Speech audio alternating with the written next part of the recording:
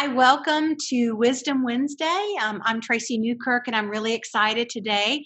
I have a friend of mine, Patrick Ratliff. He and I do complementary type of work, and so we're really both passionate about teams getting along and teams becoming all they can possibly be. So I love that we have such a good relationship that we bounce things off of people, and we're like, hey, who do you know who could, who do I need to talk to? And so it's been a great friendship for me. So I'm really thankful, Patrick, that you're on here today. Thank you, Tracy. I'm glad to be here and thank you for having me. I'm finally on the show. Been looking forward to this for a long time now. Well, we have been looking forward to having you on for sure. Tell us what you do and who you do it for. I'm going to let you give your elevator speech. Okay, so I'm Patrick Ratliff. I'm the owner and CEO of Up and Up Coaching, where we help executives fix their broken teams. So when the executive is kind of frustrated from his team not performing and producing the results that they want, they bring me in so that we can help those teams collaborate better, and hopefully in the end run we improve their financial performance, retain their top performers, and just boost that productivity for those teams. Yeah, I love it. I love it. You have a lot of high energy like me. So I know that teams really benefit from your excitement and benefit from just having an outside voice sometimes, kind of a fresh perspective to their problems. Yeah, you always need that new set of eyes on those problems, because when you're stuck in that box, you're stuck in that box. You can't really see. So you do need that fresh perspective.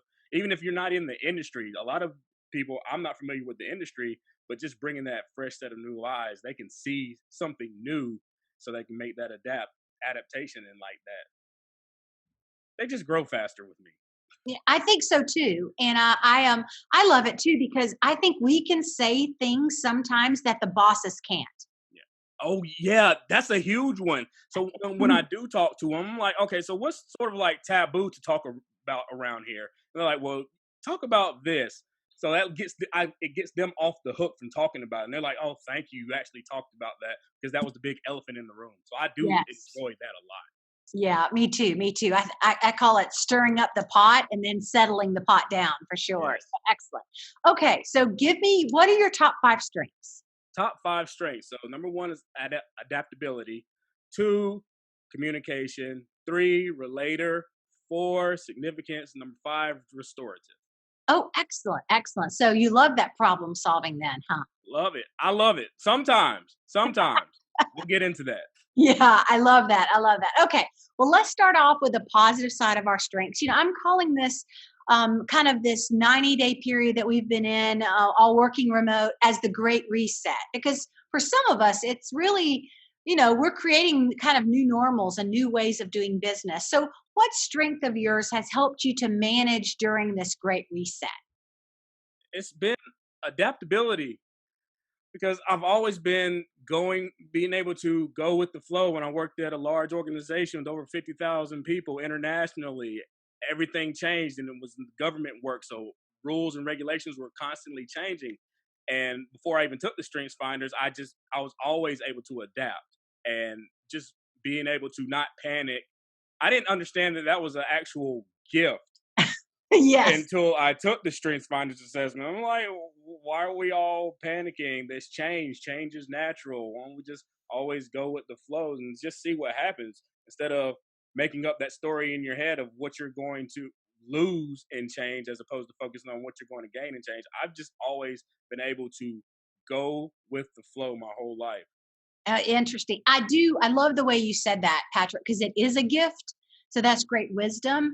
I'm finding that people that are struggling right now during this reset are struggling with the amount of change that is coming.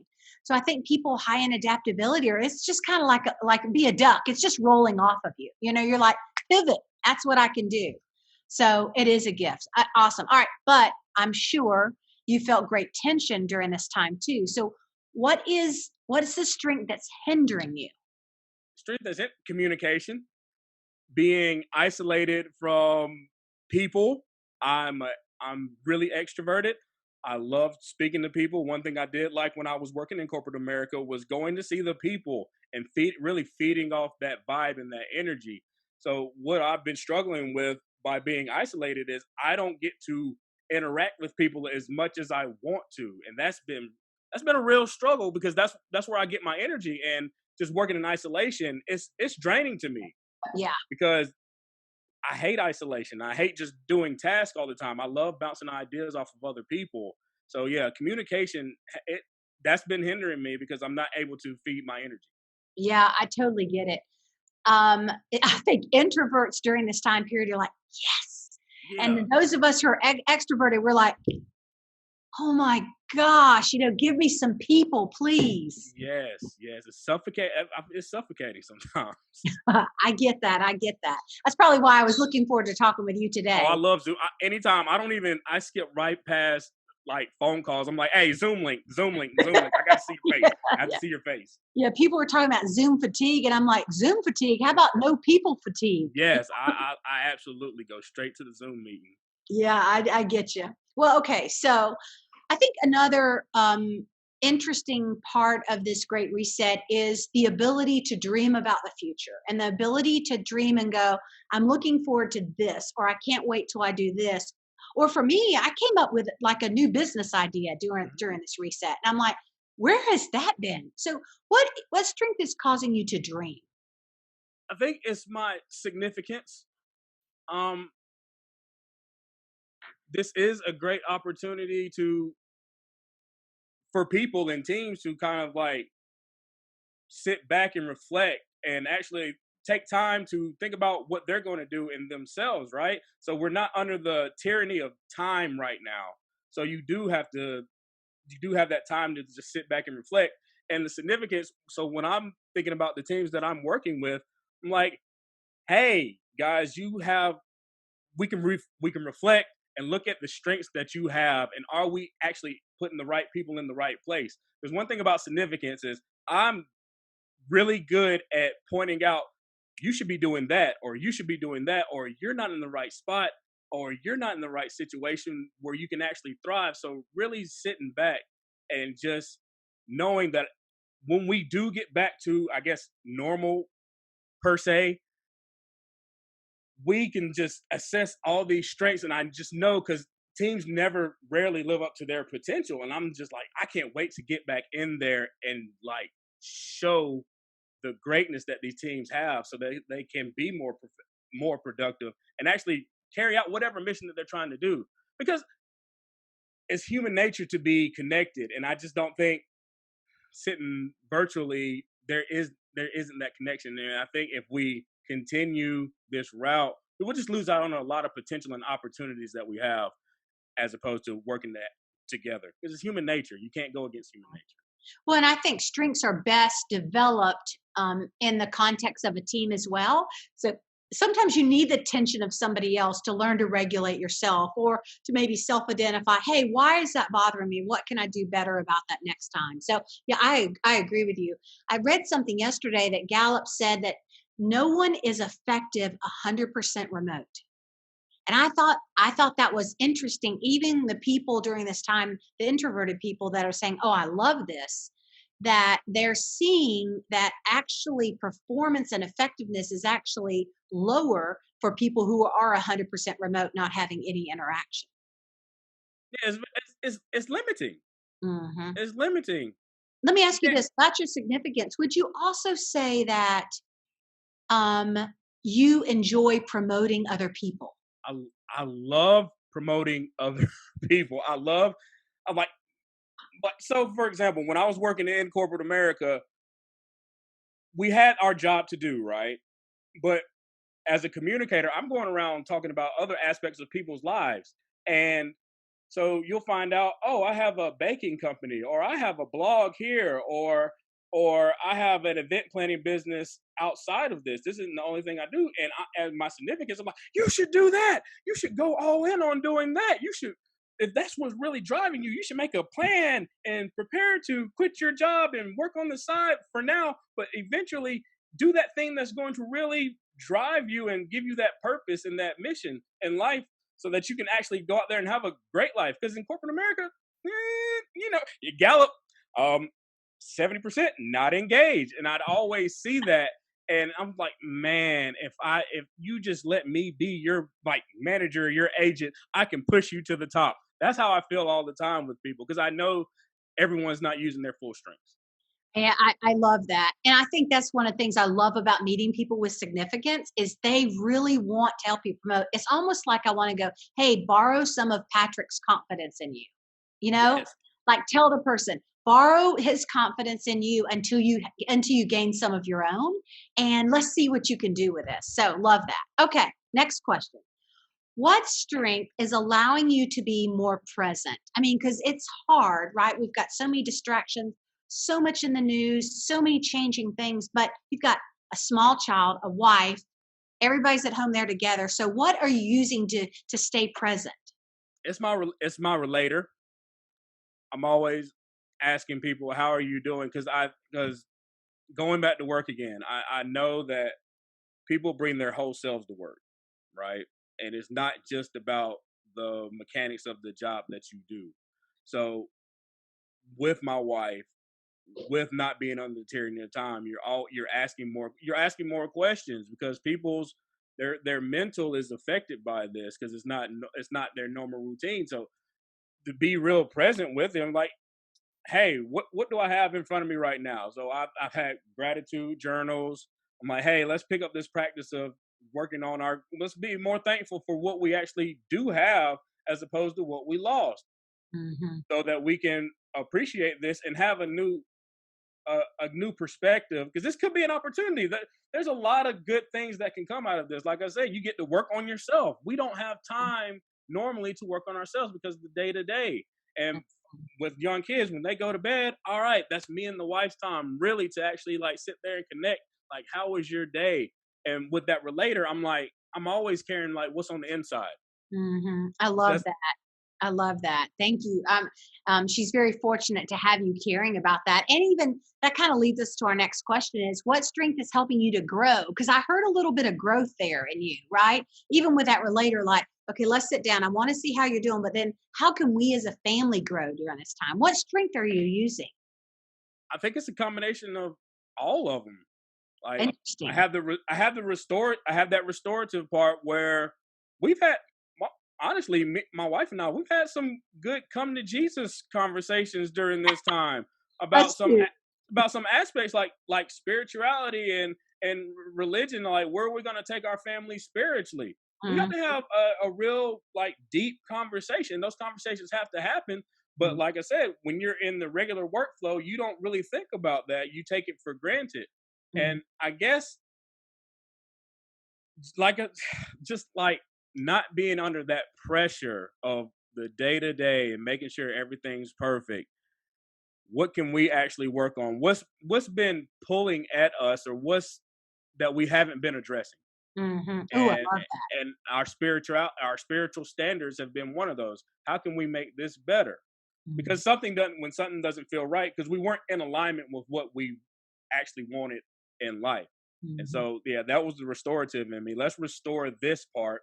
How relater in that deep conversation that we're having, significance, like we're better than this, Mhm. communication to actually have that problem, and discuss that problem, and then adaptability. How are we going to adapt and go forward with this? So it's kind of a mix of growth.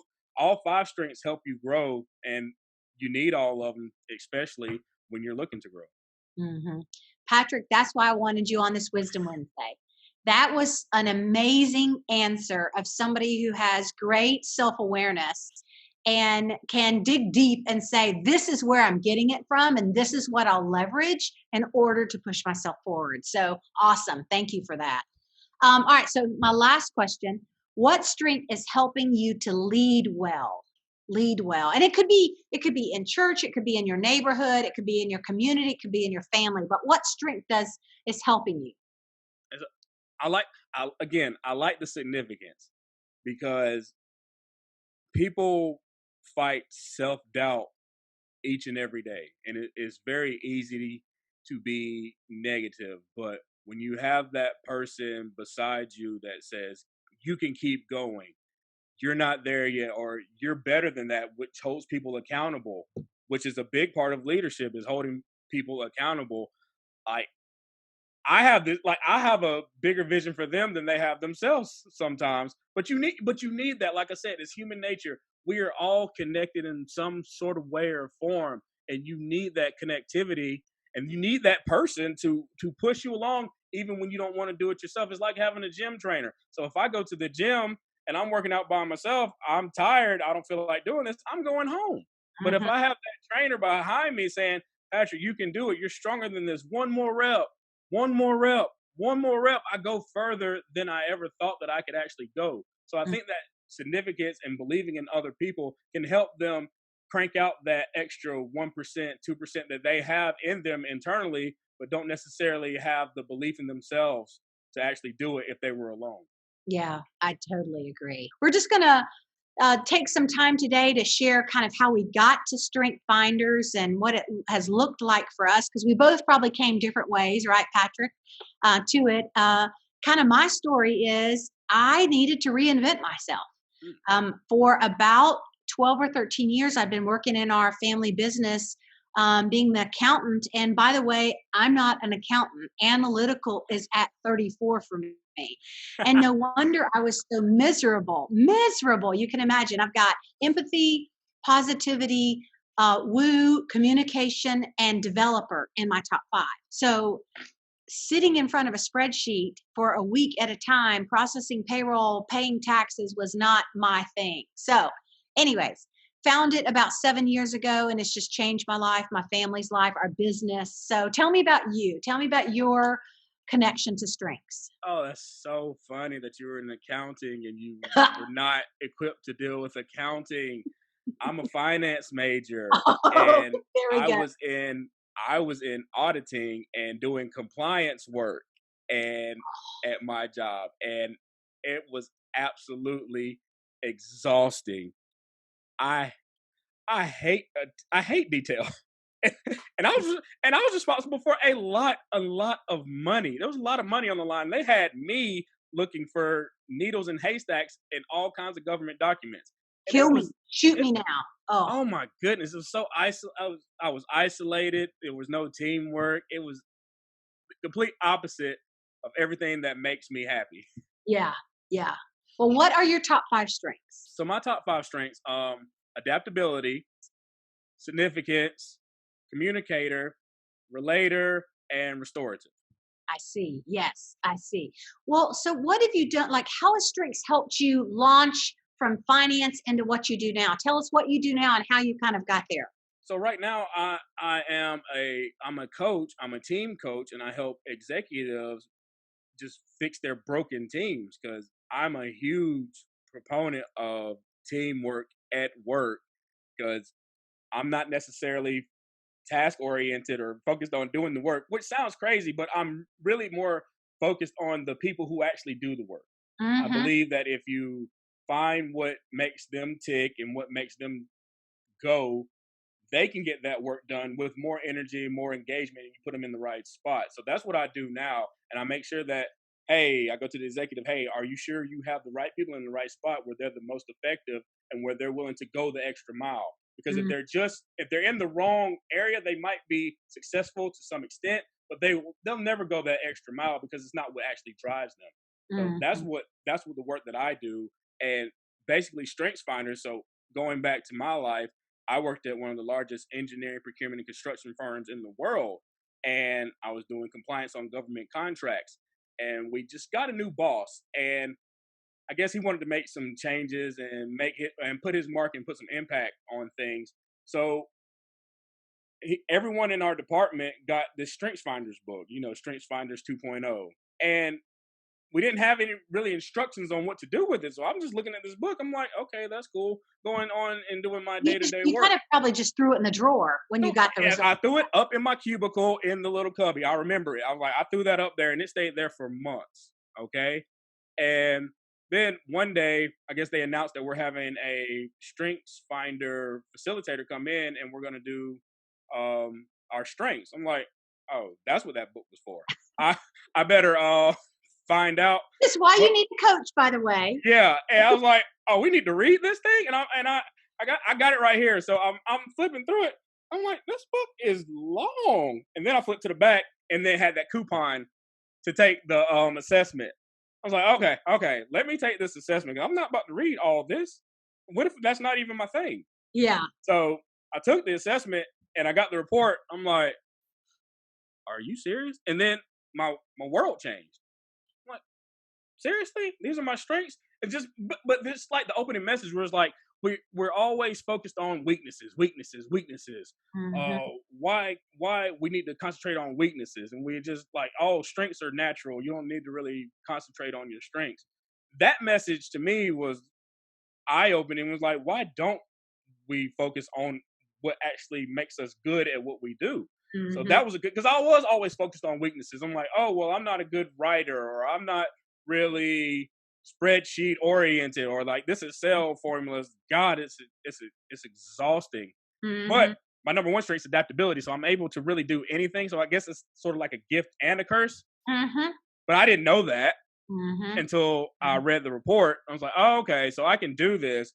But every indicator on this, every next step, every environment that I should be in, I ain't in that job whatsoever. I need to be in front of people. I need to be training. I need to be Mm-hmm. teaching people and helping people grow. Every single one of them said that. Don't be in a job where you're doing repetitive tasks and predictability. That won't suit you. That will drain you. And that's the exact role that I was in. So we took that. The facilitator came in. She did a fantastic job, but I was still in the same job that I was in. So Mm-hmm. what can I do about it? I'm stuck. Mm-hmm. So about a couple of years later, I started volunteering for junior achievement. So I was teaching kids career skills. I'm like, how can I feed my soul? Mm-hmm. So I started speaking for free and volunteering to kids on a daily basis. And then one day, my boss, this is what great bosses do, by the way, she pulled me into her office and asked me, are you happy? And I said, no, I'm not happy. And she did what great bosses do. It's like, well, what can I do to support you in being happy? And I told her, well, I see a significant gap in our training program or how we onboard new employees, and they're not getting the skills and getting up to par with what we do fast enough. So I'd like to be the trainer to help them become better at their job. Yes. Okay, good. She's like, fantastic. It's something off my plate. Good. Go ahead and do it. So and there's not a position for that. So I got to create a position. That's awesome. And that's now I was like, oh, I'm using my strengths. And I dedicated everything to that. I had Mm-hmm. never been more happier in my career than when she put me in my right position, because I went above and beyond. I created. And you ultimately want your employees to create and be innovative. But if Mm-hmm. they're not in the right position or situation, they're not going to want to do it because they don't believe Absolutely. that it's going to make a difference. So Absolutely. I was able to use my strengths, and I was able to go above and beyond and help our department significantly. Mhm. You need less people when people are operating in their top five strengths because and your passion, like I love the way that your eyes just lit up and your voice elevated, right? I could hear your passion about like when I'm using my strengths, I love it. There's energy there. I could do it longer period of time. That's where greatness lies. That's where excellence lies, right? And Yes. to me, I think you're just the perfect commercial for this for me for people to understand that a good manager does exactly what your manager did, and that is they say, "You're not happy. You look exhausted. You look tired. You look worn out. What is it that you think you want to do, and how can I help you get there?" And I think that's the key to management. If we could all just hold our employees loosely and say, "I want what's best for you, and I want to help you get there," man, our workforces would be a completely different place. Exactly. We grow faster. You'd make more money. You Hmm. you wouldn't have to micromanage your employees as much as you think you do, because they're going to come up with a solution if you just free them to do what they do best. And excellent. I've always said money follows passion. Yes. Because when somebody's passionate, man, you're like, I don't know who you are or what you do, but I want you to come and do that for me. And so I love that. Well, Patrick, thank you so much for sharing your strength story today. It was awesome to talk with you, and I just appreciate your wisdom. And I'm thankful you found strengths, and I'm thankful for that manager of yours as well. Me too, Tracy. It saved my life. It literally saved my life. It's the reason why I'm doing what I'm doing today. And thank you for having me on to let me share my story. You're welcome. You're welcome.